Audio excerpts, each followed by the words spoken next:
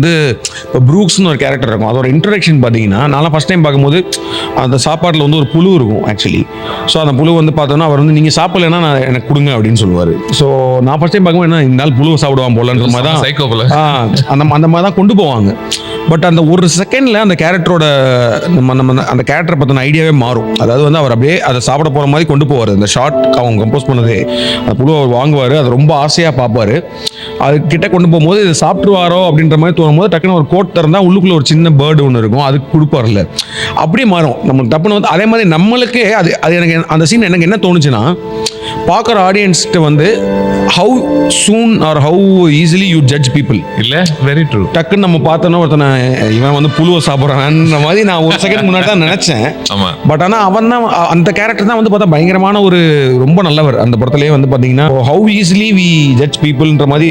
but அதெல்லாம் வந்து பார்த்தீங்கன்னா த வே தே கம்போஸ் தட் ஷார்ட் அந்த இதெல்லாமே வந்து ரொம்ப யூனிக்காக ஃபைன் டீடைல்ஸ்லாம் போனோம்னா there's a lot of things